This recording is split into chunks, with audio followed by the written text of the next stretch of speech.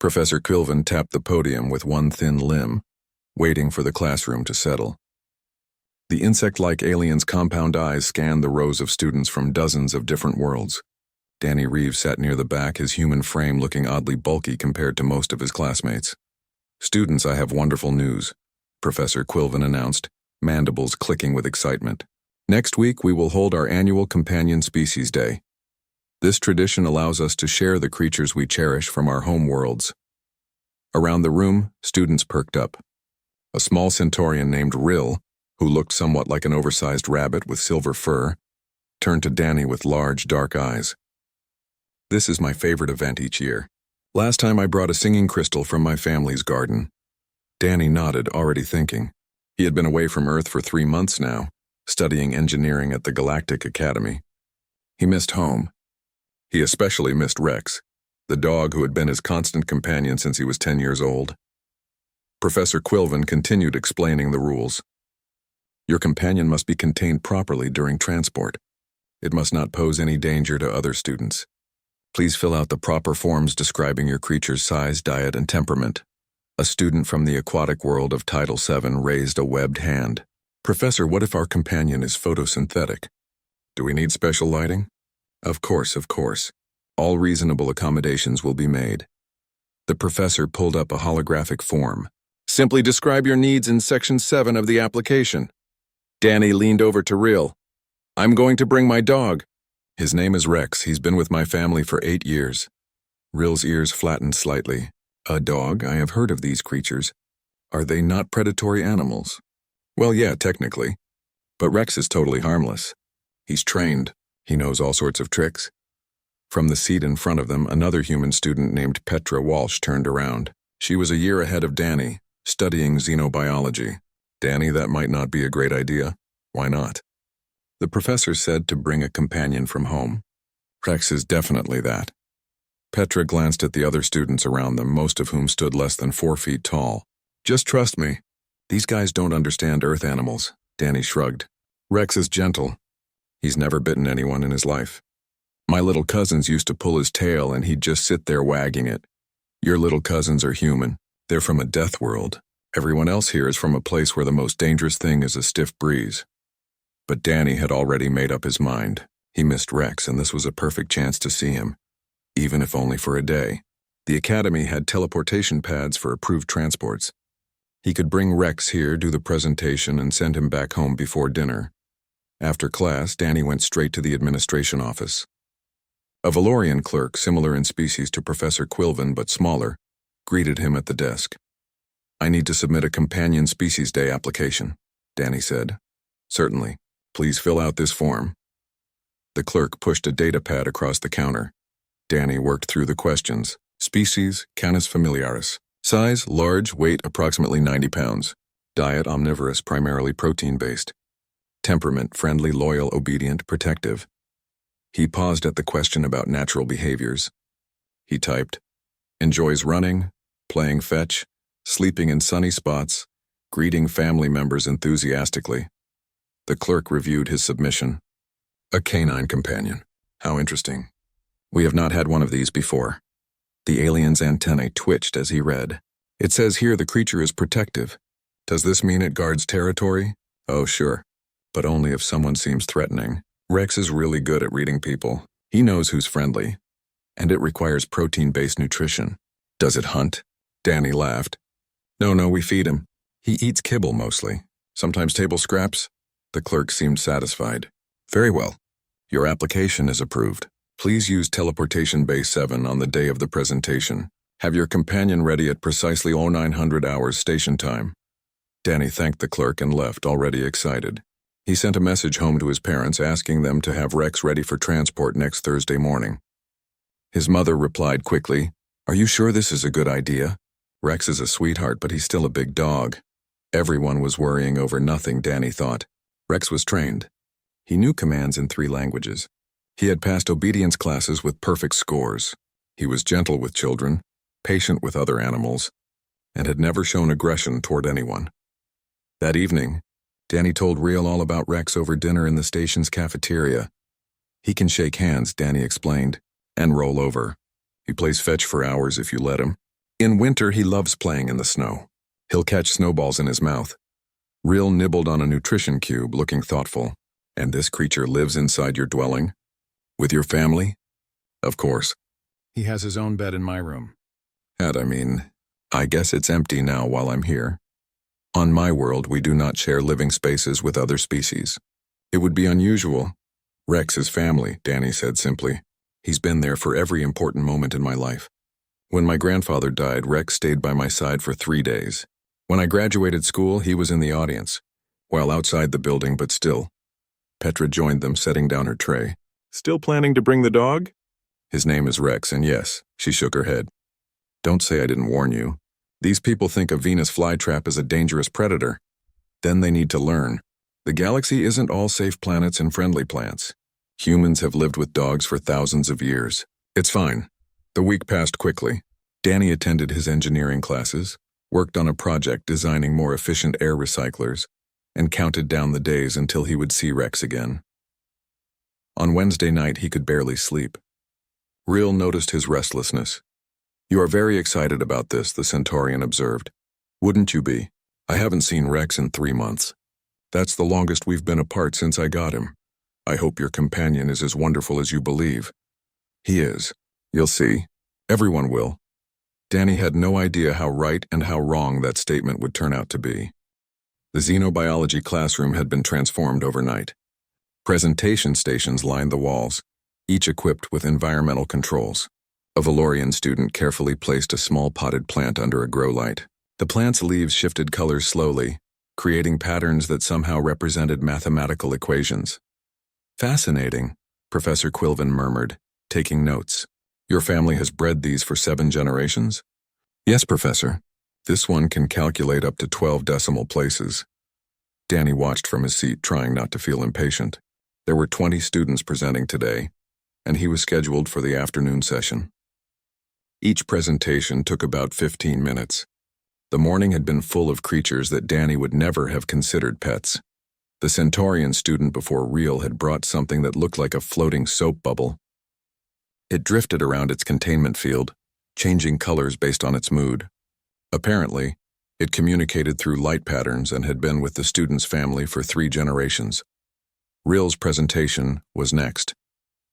The small rabbit-like alien carefully activated a stasis field, and a crystal formation appeared, hovering in midair. When Real touched it gently, it began producing sounds like wind chimes mixed with distant singing. Beautiful. Several students whispered. Danny had to admit it was pretty, but it was a rock. A singing rock, sure, but still a rock. How could you play with it? How could it greet you when you came home? How could it curl up next to you when you were sad? Professor Quilvin checked the schedule. Next we have Danny Reeves presenting a canine companion from Earth. Danny stood up, his heart beating faster. I'll need to use the teleportation bay. Of course. We have cleared Bay 7 for your use. Please proceed carefully. Danny walked to the special containment area at the back of the classroom. It was designed for larger or more active companions with reinforced walls and multiple safety barriers. He had thought it was overkill when he first saw it, but the Academy took safety seriously. He activated his communicator. Mom, I'm ready, his mother's voice came through. Rex is right here. He's been waiting by the door all morning. I think he knows something is happening. Send him through. Danny entered the coordinates and activated the teleportation sequence. The air shimmered and sparkled. There was a brief moment of displacement, and then Rex materialized in the containment area. The German shepherd looked around, confused for a second. Then he saw Danny through the transparent barrier. His tail began wagging so hard his entire back half moved with it. He barked once, a deep sound full of joy. Danny heard a shriek from the classroom. He turned to see chaos unfolding. Students were scrambling away from the containment area. Several had actually climbed onto their desks. The Valorian with the mathematical plant had fainted. Real had gone completely still. A prey animal's freeze response. What's wrong? Danny called out, genuinely confused. Professor Quilvin was pressed against the far wall, mandibles clicking rapidly, and what Danny had learned was a fear response. That is your companion? Yeah, that's Rex. He's a good boy. Danny opened the inner door of the containment area and stepped inside. Rex immediately jumped up, putting his paws on Danny's shoulders. At his full height, the dog's head reached Danny's chin. Rex licked his face enthusiastically. More screams from the classroom. "Get away from it!" someone shouted. "It's attacking him." "He's not attacking. He's saying hello." Danny pushed Rex down gently. "Sit." Rex sat immediately, tongue hanging out, still wagging his tail. Petra had not moved from her seat. She was one of only 2 humans in the class, and she looked like she was trying not to laugh. "I told you," she called to Danny. "I don't understand." He's just sitting there. Professor Quilvin had pulled out a communication device with a shaking limb. "I am calling security." "Security for what?" "He hasn't done anything. It is displaying its fangs." Danny looked at Rex. The dog was panting, mouth open, tongue out. "That's not aggressive." "He's just happy. And probably hot." "Dogs cool down by panting." "It has forward-facing eyes," a student whispered. "Binocular vision." "That's a predator adaptation." "Well, yeah, dogs evolved from wolves. But that was thousands of years ago. Rex wouldn't hurt anyone." Dean Horvath arrived within minutes. The Ursidian administrator was one of the larger aliens at the academy, standing nearly 7 feet tall with thick fur and a bear-like build. Even he stopped in the doorway when he saw Rex. "That is a Terran canine," the dean said slowly. "His name is Rex. I am aware of these creatures. They are descended from pack hunters. Descended being the key word. Rex is domesticated, watch." Danny turned to the dog. "Rex, down." Rex lay down immediately, resting his head on his paws. "Stay." Rex stayed. Even though Danny walked away from him and into the main classroom area, Professor Quilvin had recovered some composure, though the insect-like alien still kept maximum distance. "You are telling us that creature obeys verbal commands?" "Of course. He knows about 20 different commands. Sit, stay down, come, heel, fetch, drop it, leave it, shake. Roll over, play dead, speak, quiet, up, off, wait, out, place, watch me, and release." "That's only 19, Petra pointed out. "Oh, and dance. He can dance on his back legs if you have treats." A ripple of disbelief went through the classroom. The idea that a predator would perform tricks on command seemed impossible to most of them. Dean Horvath stepped closer to the containment area, studying Rex with professional interest. "How much does this animal weigh?" "About 90 pounds. And it lives in your family dwelling?" "He sleeps in my bedroom. He has his own bed, but usually he ends up on mine." Several students made sounds of horror. Rill finally spoke up, voice trembling. "It could kill you in your sleep." "He could," Danny admitted. "But he won't. That's what domestication means. We have a bond. Rex loves my family. He'd die protecting us. That's supposed to be comforting?" someone asked. Professor Quilvin made a decision. "If we are to continue with educational protocol, the presentation must proceed. However, the creature must remain in the containment area." "That's fine," Danny agreed. "Though he really is harmless." The students slowly, very slowly began to settle back into their seats. Most stayed toward the front of the room, as far from Rex as possible. A few had left entirely and were watching through the doorway. Danny began his presentation, explaining how dogs had been humanity's companions for over 15,000 years. He talked about how wolves had first approached human settlements drawn by food scraps, how over time, the friendliest wolves had been allowed to stay, how gradually, through generations of breeding, they had become dogs. "There are hundreds of breeds now," Danny explained. "Some are tiny, small enough to fit in your hand. Others are huge, over 200 pounds. Rex is a medium to large breed, bred originally for herding and guarding." "Guarding," Professor Quilvin repeated. "Against what?" "Other predators, mostly. Wolves, coyotes, bears sometimes, and people who might want to steal livestock or hurt the family." The professor's mandibles clicked thoughtfully. "So humans bred these creatures to protect them from other dangerous creatures on your world?" "Exactly. Which implies your world has multiple apex predators." "I mean, yeah. Earth has a lot of different ecosystems. There are predators adapted to all of them." The classroom had gone very quiet. They were starting to understand something about humans and their homeworld. Something that explained a lot about why humans seemed so recklessly brave. Rex, tired of staying still, yawned widely. His mouth opened to show all of his teeth, including the long canines designed for gripping prey. 3 more students fainted. Medical staff had arrived to help the students who had fainted. They worked quickly but kept glancing nervously at the containment area where Rex was now lying on his side, looking relaxed and slightly bored. His tail still thumped against the floor occasionally, which several students interpreted as a threat display. Danny stood next to a holographic projector, trying to continue his presentation despite the chaos.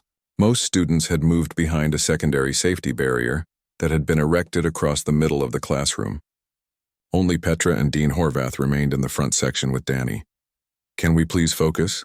Professor Quilvin called out, though the professor remained firmly behind the barrier. "This is an educational opportunity." Danny pulled up images on the projector. "These are different dog breeds. This is a Chihuahua. They're about 6 pounds full grown." The student stared at the image of the tiny, bug-eyed dog. "That is also a canine?" Rill asked. "It looks nothing like your companion. Selective breeding. Humans have been modifying dogs for specific purposes for thousands of years. Chihuahuas were bred to be small companion animals. Rex's breed was developed for working with livestock and protecting property." A student from the water world raised a tentacle.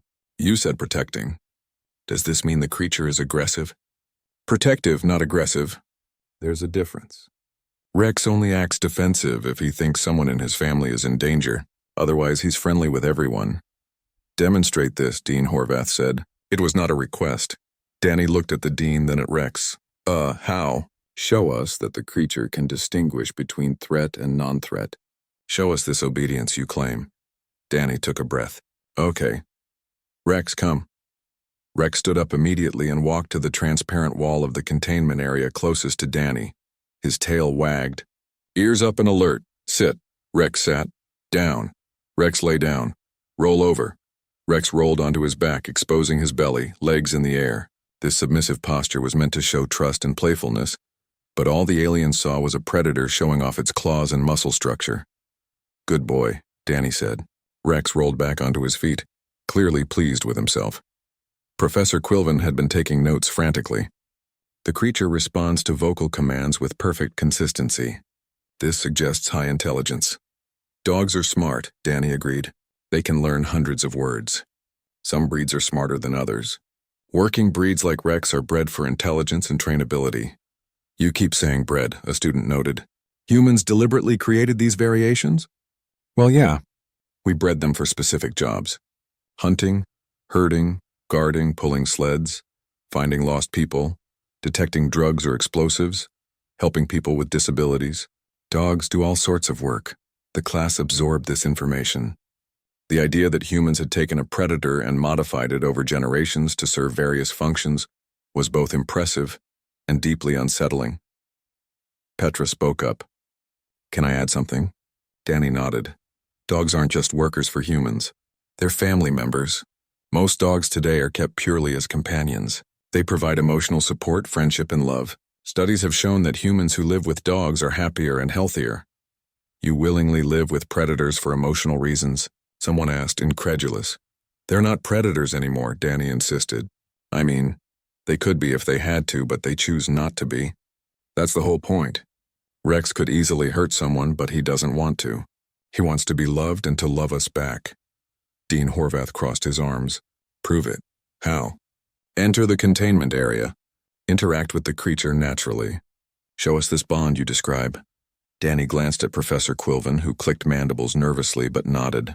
"For educational purposes, I approve. But be cautious, Mr. Reeves." "I'm always cautious with Rex," Danny said. "I make sure not to step on his tail." This attempt at humor was lost on the audience. Danny opened the containment area door and stepped inside. Rex immediately jumped up, tail wagging furiously. He pressed against Danny's legs, making little whining sounds of happiness. "Hey, buddy," Danny said, kneeling down. "I missed you too." Rex licked his face repeatedly. Danny laughed and tried to push the dog's head away, but Rex was determined to give kisses. This display of affection looked like an attack to most of the watching aliens. "It's biting him," someone shouted. "He's licking me," Danny corrected. "It's how dogs show affection." He pulled a ball from his pocket. Rex's entire body went rigid with attention, focused completely on the toy. "Want to play fetch?" Rex barked once, a sound that made several students jump. "That means yes," Danny explained. He threw the ball across the containment area. Rex bolted after it, moving with shocking speed. He caught it mid-bounce, jaws snapping closed around it.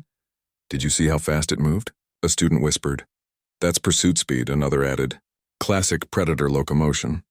Rex brought the ball back and dropped it at Danny's feet, then sat and waited, quivering with excitement. Danny threw it again. And again. And again. After the fifth throw, Rex was panting heavily but still eager. Okay, enough fetch, Danny said. Give me paw. Rex lifted his right front paw. Danny took it and shook it gently. Good boy. Other paw. Rex lifted his left paw. Now speak, Rex barked once. Quiet. Rex closed his mouth, though he still panted. Play dead. Rex flopped onto his side dramatically, tongue hanging out, looking utterly ridiculous. Behind the barrier, even some of the most frightened students had started to relax slightly. The creature was following commands perfectly. It was clear that Danny had complete control. Professor Quilvin moved slightly closer to the barrier. This obedience is remarkable. How long does it take to train a canine to this level? Rex was trained over about 6 months when he was a puppy, but we've been reinforcing the training his whole life. Good dogs need consistent work, and if you did not maintain this training, Danny considered the question. He'd probably get lazy and stop listening as well. But he wouldn't become dangerous. He might jump on people or pull on his leash or steal food from the counter, but he wouldn't hurt anyone. That's not in his nature anymore. Anymore, the professor repeated. But it was originally? Thousands of years ago, yes. Wolves are predators. But dogs aren't wolves anymore. They've evolved alongside humans. We changed them and they changed us too. Dean Horvath asked, how did they change humans? We had to become responsible for another life. We had to learn to communicate across species. We had to understand that something could be different from us but still deserving of love and respect. Dogs taught us empathy. The room fell silent as the students processed this. Professor Quilvin slowly approached the containment barrier, mandibles clicking softly. Mr. Reeves, I would like to observe the creature more closely. Danny felt a spike of worry but nodded. Okay, just move slowly and don't make sudden movements. Dogs can be startled by quick motions. The professor moved forward until standing directly in front of the transparent barrier. Rex noticed the new person and tilted his head, studying the insect-like alien with curiosity. May I enter? The professor asked. Every student shouted no at the same time. But Professor Quilvin had made up their mind. I am a scientist. I cannot let fear override my pursuit of knowledge. The containment area door hissed open. Professor Quilvin stood at the threshold, 4 thin limbs trembling slightly. The professor's compound eyes reflected the overhead lights, making it hard to tell where the alien was actually looking. Behind the safety barrier, students pressed together, watching with a mixture of horror and fascination. Danny knelt beside Rex, one hand on the dog's collar. Rex, easy, gentle. Rex sensed the tension. His ears swiveled toward the professor, body going still and alert. This was his guard dog instinct activating, the awareness that something unusual was happening. Professor, maybe this isn't a good idea, Danny started to say. But Professor Quilvin stepped inside, moving with the careful precision of a creature whose every instinct screamed danger. I have faced many fears in my life, Mr. Reeves. I will not let this one stop me from learning. The professor took another step. Rex stood up, which made the professor freeze. He's just curious, Danny said quickly. Rex, sit. Rex sat but kept his eyes locked on the professor. His nose twitched, taking in the alien scent, processing this new information. What is it doing? Professor Quilvin asked, voice barely a whisper. Smelling you. Dogs have incredible noses. They experience the world partly through scent. He's trying to figure out what you are. Is this dangerous? No, he's just gathering information. The professor took another shaky step forward. Now only about 6 feet separated the alien from the dog. Rex's tail started to wag slowly. Uncertain but not hostile. I believe it is expressing non-aggression, Professor Quilvin said. The tail wagging? Yeah, that means he's not threatened by you. Encouraged, the professor moved closer. 5 feet, 4 feet, 3 feet. Rex tilted his head. The universal dog expression of confusion and interest. Who was this strange creature? Why did it smell so different? Why was it moving so strangely? May I touch it? The professor asked, slowly. Let him sniff your hand first. Professor Quilvin extended one thin, delicate limb. Rex leaned forward and sniffed, his nose nearly as large as the professor's entire hand. His nostrils flared as he processed the scent. Then Rex licked the professor's outstretched limb. Professor Quilvin shrieked, a high-pitched chittering sound. The professor stumbled backward, limbs flailing. It tasted me. It is preparing to consume me. What? No! Danny tried to explain, but the damage was done. Rex, startled by the sudden scream and erratic movement, jumped to his feet. He barked, a deep warning sound that meant confusion, not aggression. To Rex, this strange creature had approached peacefully and then suddenly started thrashing. Was it hurt? Was it attacking Danny? The professor fell backward, landing hard on the floor. Pheromones flooded the air, chemical signals of pure terror. Every student behind the barrier screamed. Alarms began blaring. Emergency lights flashed red. Rex barked again, this time moving between Danny and the fallen professor. He was protecting his human from what he perceived as a threat. His lips pulled back slightly, showing his teeth, a clear warning display. Professor Quilvin saw those teeth and made a terrible mistake. The professor tried to scramble backward while lying down, legs kicking frantically. This movement triggered Rex's chase instinct. Something was running. Running things should be chased. Rex took a step forward. No. Danny grabbed Rex's collar with both hands. Rex, down. Down now. Rex hesitated, caught between instinct and training. The training won. He dropped to his belly immediately, though his body remained tense and his eyes stayed fixed on the professor. Security burst through the door. 3 guards in full containment suits rushed in, carrying stun batons and nets. Dean Horvath was right behind them, moving faster than Danny thought possible for someone his size. Nobody move, the dean commanded. Everyone froze. The guards. The students, Danny. Even Rex, though his muscles twitched with restrained energy. Dean Horvath assessed the situation with practiced calm. Mr. Reeves, is the animal under your control? Yes, sir. He responded to commands. He's down and staying. Professor Quilvin, are you injured? The professor lay on the floor, mandibles clicking rapidly. I am not physically harmed. But the creature advanced on me. It showed its fangs. Because you panicked, Petra called out from behind the barrier. The dog was startled by your reaction. It prepared to attack. It prepared to defend, Petra corrected. There's a difference. If Rex wanted to attack, you would know it. One of the security guards approached slowly. Sir, should we contain the animal? No need, Dean Horvath said. Look at it. It is lying down. It is calm. Mr. Reeves has control. It was true. Rex had relaxed once everyone stopped moving frantically. His tail even wagged slightly, thumping against the floor. To him, the excitement was over. Everything was fine now. Why was everyone still upset? Danny helped Professor Quilvin stand. The insect-like alien's limbs shook and those compound eyes seemed to stare in every direction at once. I apologize, Professor. Rex didn't mean to scare you. When you screamed, he thought something was wrong. He was trying to protect me. Protect you, the professor repeated slowly. From me. He didn't know you were scared. He just knew you suddenly started acting strange. In his mind, he was doing his job. His job is to guard you from threats. Yes. So when I displayed fear, he interpreted me as a potential threat to you. Danny nodded. Dogs are protective. It's been bred into them for thousands of years. But he would never have actually hurt you. Look, Danny let go of Rex's collar. Rex, come say sorry. Rex stood and walked slowly toward the professor, his body language completely submissive. Head low, tail wagging gently, ears back. He stopped a foot away and sat, then offered his paw. He's saying sorry, Danny explained. This is his apologetic behavior. He knows he did something wrong.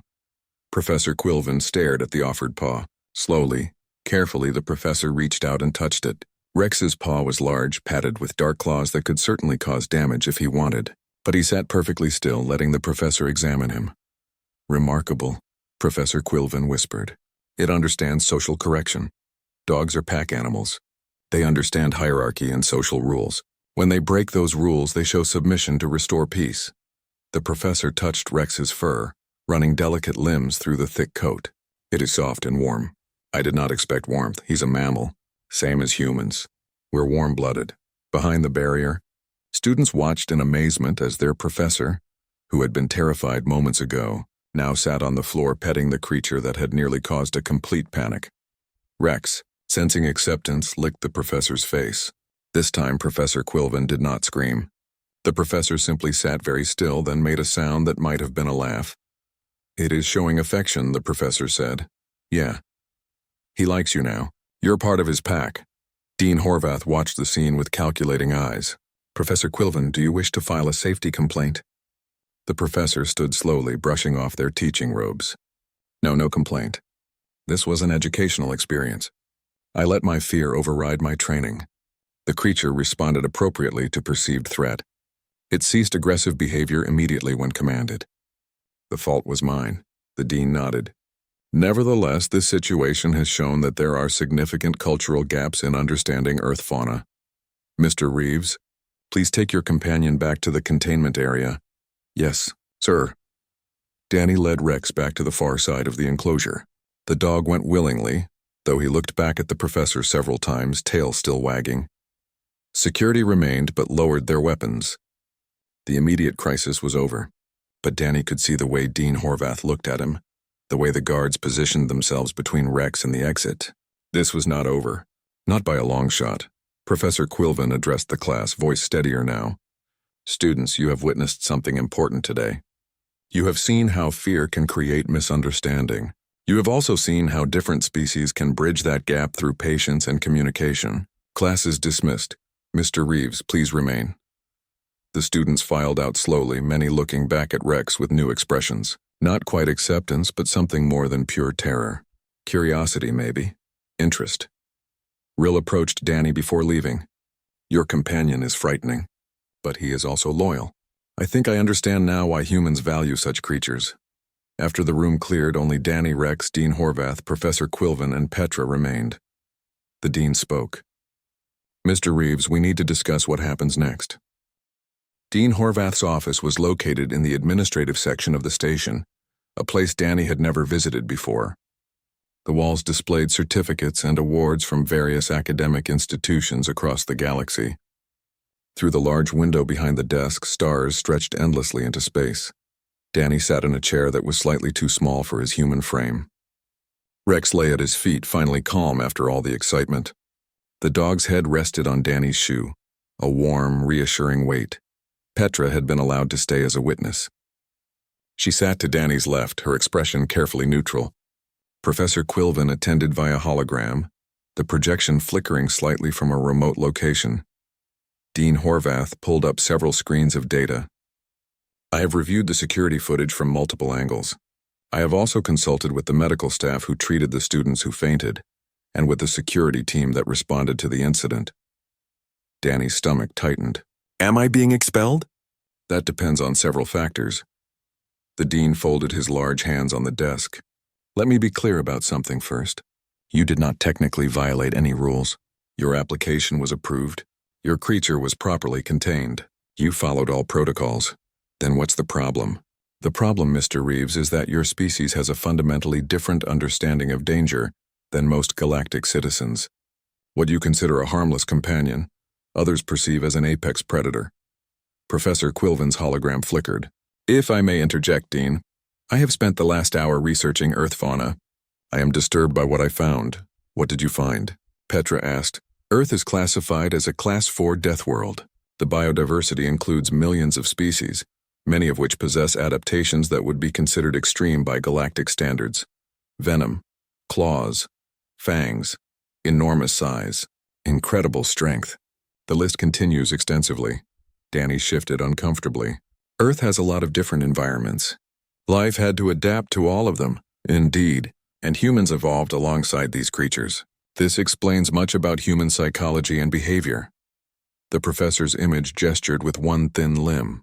"You do not fear these creatures because you grew up with them. They are normal to you." Dean Horvath nodded. "Which brings us to our dilemma. Several faculty members have demanded that you be expelled. They argue that if you cannot recognize the danger your companion poses, you might bring other hazardous elements to the academy." "Rex isn't hazardous." "To you, no. To most species here, yes. Absolutely yes." The dean pulled up an image of Rex from the security footage. "This creature weighs more than 6 Valorians. It has jaws capable of exerting over 300 pounds of pressure per square inch. It can run at speeds exceeding 30 miles per hour. Its teeth are designed to tear flesh. These are facts, Mr. Reeves. But he doesn't use those capabilities against people. That's what domestication means. He could hurt someone, but he chooses not to. Choice implies control. What happens if that control fails? Danny felt anger rising. It won't fail. Rex is trained. He's been around hundreds of people, children, other animals. He's never hurt anyone, Petra spoke up carefully. Dean Horvath, if I may. Danny isn't the problem here. The problem is that different species have different baseline assumptions about what is safe. To humans, Rex is safe because we understand canine behavior. To other species, he appears dangerous because they have no context for a domesticated predator. Precisely. Professor Quilvin agreed. This is a gap in understanding, not a failure of safety protocols. The dean studied them both. You are suggesting this is an educational issue? Yes, Petra said firmly. How many species here have ever encountered Earth fauna? How many understand human relationships with other animals? Almost none. They see predator features and assume predator behavior. They don't understand the bond between humans and their companions. Dean Horvath leaned back in his chair, which creaked under his weight. An interesting argument. However, the fact remains that Professor Quilvin was genuinely frightened. Students fainted. Alarms were triggered. This is not a small matter. I know, Danny said quietly, and I'm sorry. I really didn't think it would cause such a panic. I just wanted to share something important from my home. Rex is family. Family, the dean repeated. You consider this animal family? Of course. Don't you have anyone you care about who isn't your own species? The question hung in the air. Dean Horvath glanced at Professor Quilvin's hologram, then at Petra, then back to Danny. When I first came to this academy, the dean said slowly, I was the only Ursidian on station. My species is large and intimidating to many others.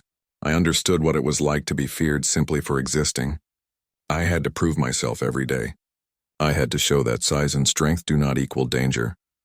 That's exactly what I'm trying to do with Rex, Danny said. Show that he's not dangerous just because he could be. Professor Quilvin's hologram shifted. Dean, I have a proposal. Rather than expelling Mr. Reeves, what if we use this incident as a learning opportunity? Explain. The galactic community needs to understand humans better. We need to understand their relationship with their homeworld and the creatures that share it. Mr. Reeves could give regular presentations about Earth fauna and the concept of domestication. This would benefit everyone. Petra nodded enthusiastically. That's brilliant. Most species here have never encountered the idea of taming predators. They don't understand that it's possible. Danny could teach them. Danny looked down at Rex, who had started snoring softly. I'm not a teacher. I'm an engineering student. You love that animal, Professor Quilvin said. That love is evident. You also have detailed knowledge about his care, training, and behavior. That makes you qualified to share that knowledge. Dean Horvath considered this. It would set a precedent. If we allow one human to educate others about Earth fauna, we would need to extend that opportunity to other students as well. Good, Petra said. There are 20 humans at this academy. Most of us have companions back home. Most of us miss them. If we could help other species understand, maybe we could bring that piece of home with us. Or perhaps, the dean said carefully, we would simply cause more panic. Or perhaps, Professor Quilvin countered, we would build bridges. Understanding defeats fear far more effectively than separation does. The dean pulled up a new screen. I am looking at your academic record, Mr. Reeves. Excellent grades. Perfect attendance. No disciplinary issues until today. Your professors speak highly of you. Your roommate filed a statement saying you are considerate and respectful. Real did? Yes. The Centaurian was terrified of your companion but defended your character strongly. That counts for something. Danny felt a warmth in his chest. Real had been so scared but still stood up for him. Dean Horvath made a decision. Here is my ruling. You will not be expelled. However, you will be required to give monthly presentations about Earth fauna to any interested students and faculty. These presentations will be voluntary attendance but strongly encouraged. You will work with Professor Quilvin to develop appropriate curriculum. I can do that. Furthermore, you will not be allowed to bring your companion back to the station without explicit prior approval and extensive safety briefings for all who will be in proximity. Is this understood? Danny's heart sank. So I can't see Rex? You can visit your home during breaks, but the station is not appropriate for a creature of his nature. Not yet. Perhaps after several months of education, we can revisit the policy. It was not the answer Danny wanted, but it was better than expulsion. I understand. As for today, your companion must be returned home immediately.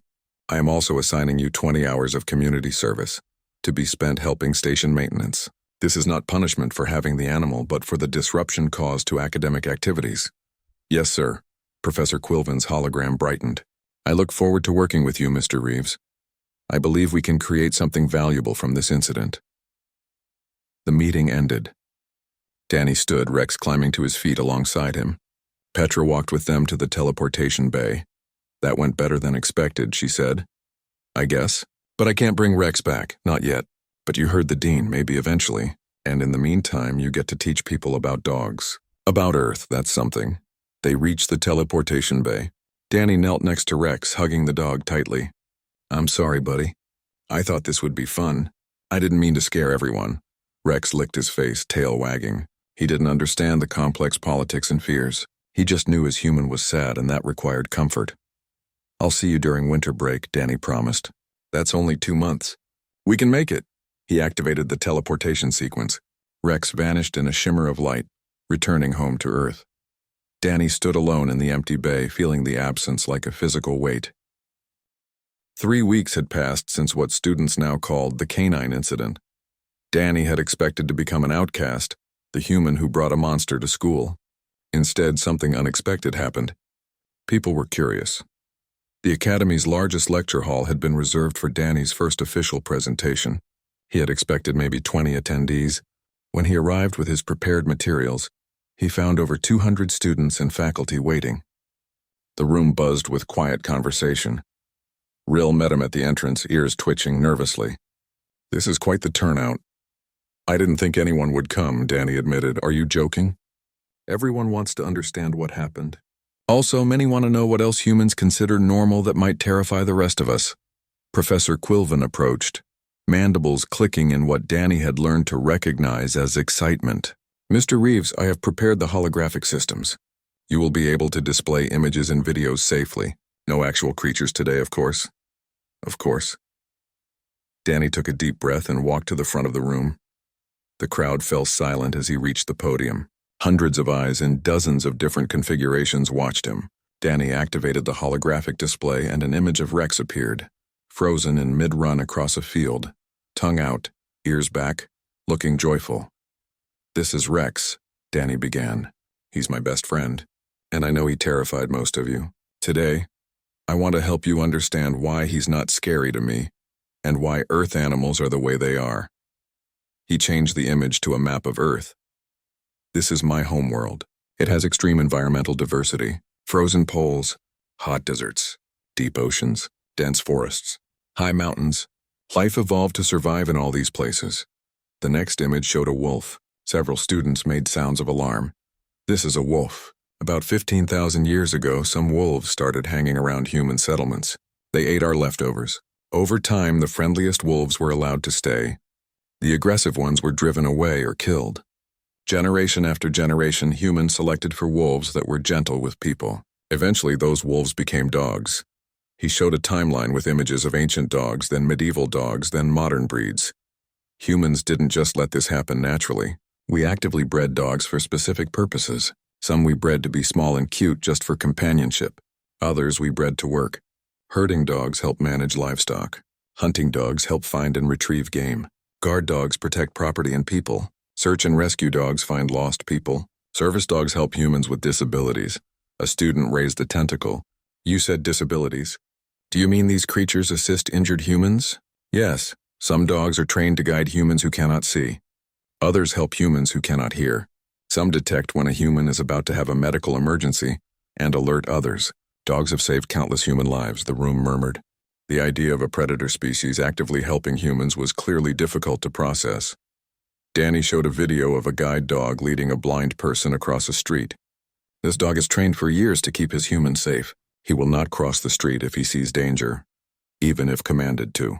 The dog makes independent decisions to protect his human. Incredible, Professor Quilvin whispered. Danny switched to different dog breeds.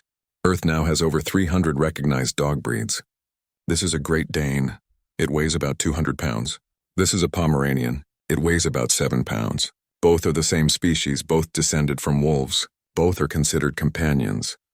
He showed videos of dogs playing with children, dogs swimming.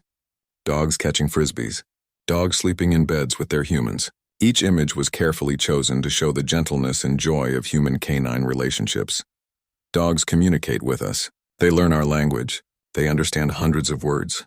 They read our facial expressions and body language. They comfort us when we're sad.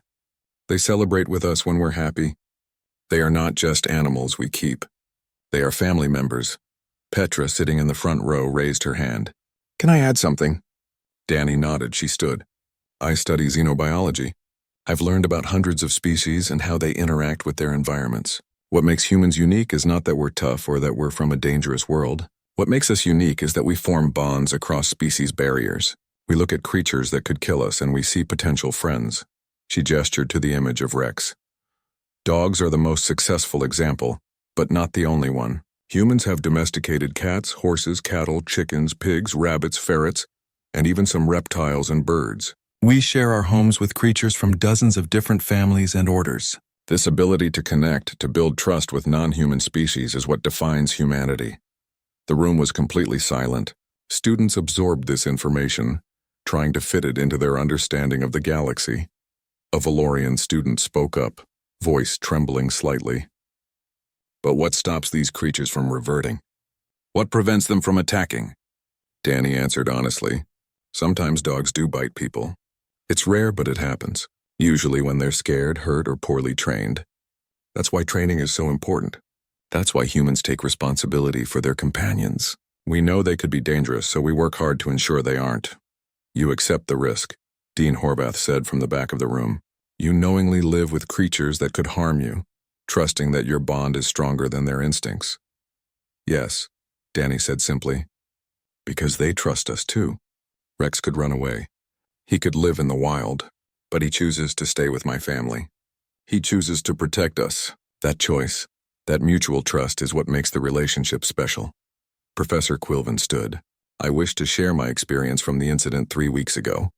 When the canine licked my appendage, I believed I was being tasted before consumption. I reacted in fear. The canine then perceived me as a threat to his human. He responded appropriately to protect Mr. Reeves." The professor paused. "When I calmed down and approached again with understanding, the canine was gentle. He allowed me to touch him. He showed submission and affection. The creature was never actually dangerous. My fear made me dangerous to myself." This admission from a faculty member carried weight. If Professor Quilvin could overcome fear and learn, so could others. Danny showed more images. Dogs in snow, dogs in water, dogs playing with cats, dogs cuddling with children, dogs working alongside humans in various jobs. Each image reinforced the message. These creatures were partners, not threats. "I know Rex scared you," Danny said. "I understand why. If I saw a creature like him for the first time without context, I might be scared too. But I grew up with dogs. I learned their language. I learned what their body positions mean, what their sounds communicate, how to read their moods. With understanding, fear disappears." A small alien that looked somewhat like a praying mantis raised a claw. "Could we learn this language?" "Absolutely. It takes time and exposure, but yes. Dogs are actually good at communicating with different species. They've been doing it with humans for thousands of years." The presentation continued for another hour. Danny showed images of other Earth animals that humans had befriended. He explained that Earth's danger had forced humans to become adaptable and social. He talked about how humans formed communities partly to protect each other from predators. When he finished, the room erupted in questions. What do dogs eat? How long do they live? Can they learn alien languages? What happens if a dog meets an alien species for the first time? The curiosity was overwhelming. Finally, Dean Horvath stood.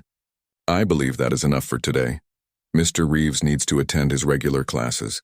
However, I am impressed by the turnout and the quality of information shared. These presentations will continue monthly as agreed."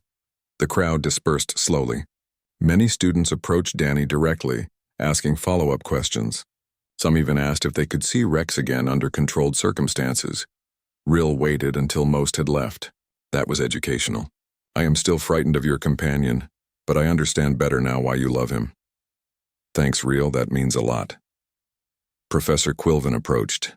"Mr. Reeves, I have been thinking. Perhaps in a few months, when students are more educated, we could arrange another viewing. Under more controlled circumstances. with proper preparation. Danny's heart jumped. Really? Your Dean Horvath suggested it. He believes understanding comes through exposure. I agree, though I will require anxiolytic medication before participating. That's fair, Danny laughed. Walking back to his dormitory, Danny felt lighter than he had in weeks. He pulled out his communication device and called home. His mother answered, Rex visible in the background. How did it go? She asked. Better than I hoped. They actually listened. They want to learn. Rex, hearing Danny's voice, bounded to the screen. He pressed his nose against the camera on the other end, leaving a wet mark. Hey, buddy, Danny said, laughing. I miss you too. But I think we're going to make this work. You might get to visit again someday. And when you do, people will be ready. They'll understand that you're just a good boy. Rex barked once, tail wagging. That night, Danny lay in his bunk thinking about the day. Rill was already asleep in the bunk below, breathing softly. Through the window, stars stretched forever. Danny thought about Professor Kilvin's words. Understanding defeats fear. It was true for aliens learning about dogs, but it was also true for humans learning about the galaxy. Everyone was afraid of something. Everyone had biases based on their experiences.